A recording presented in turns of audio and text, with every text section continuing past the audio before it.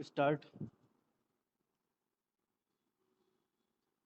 महोदय, आज के इस समारोह का अपना अलग महत्व है।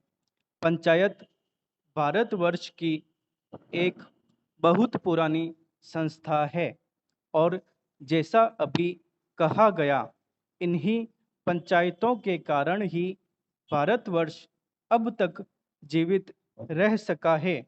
हम पर बाहर से बार बार आक्रमण हुए, विदेशियों की विजय हुई, पर ग्राम पंचायतें अपने स्थान पर ज्यों की त्यों बनी रही। अंग्रेजी शासन के विस्तार के फलस्वरूप अन्य संस्थाओं के बिखर जाने के साथ साथ ये पंचायतें भी नष्ट हो गईं।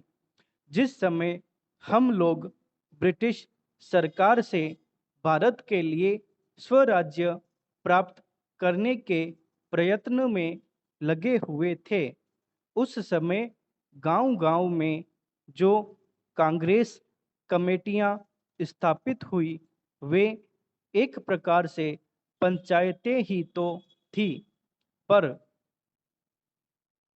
उस समय हमारे हाथों में अधिकार नहीं था और जो पंचायतें स्थापित हुई, वे जनता की इच्छा से ही स्थापित हुई।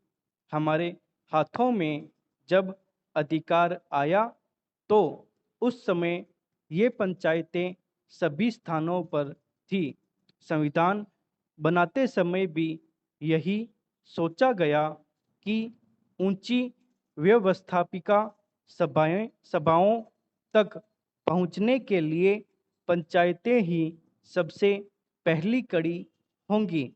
उसके बाद सभी प्रदेशों और राज्यों की सरकारों ने पंचायत संबंधी कानून पास किए और पंचायतें स्थापित होने लगीं। इस समय प्रायः सभी राज्यों में पंचायतें हैं।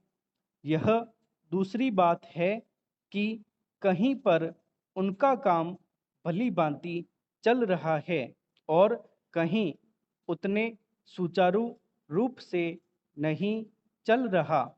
आज यह सुनकर मुझे बहुत प्रसन्नता हुई कि आपके इस राज्य में पंचायतों को ठीक रूप से चलाने पर बड़ा जोर दिया जा रहा है।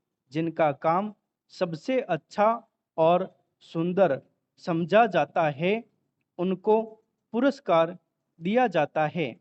इसलिए मैंने आपकी ओर से आज 2-4 पंचायतों के मुखिया लोगों को अनुदान दिया। मैं उनको बधाई भी देना चाहता हूँ कि उनका काम 4000 ग्राम पंचायतों में सबसे अच्छा समझा गया। हमें यह स्मरण रखना चाहिए कि पहले की हमारी पंचायतें क्यों मिट गईं। हमारे देश में पंचायतें परंपरा से चली आ रही थीं। अंग्रेजों ने भी मुक्त कंठ से इस बात को स्वीकार किया कि भारत का प्रत्येक गांव गणराज्य था, पर एक समय आया जब गांव स्वतंत्र गणराज्य न रहे और देश परतंत्र हो गया। इसका कारण हम में कमजोरियों का आना था। हमें उन कमजोरियों से अभी भी बचते रहना चाहिए, जिससे फिर से वह दिन न देखना पड़े।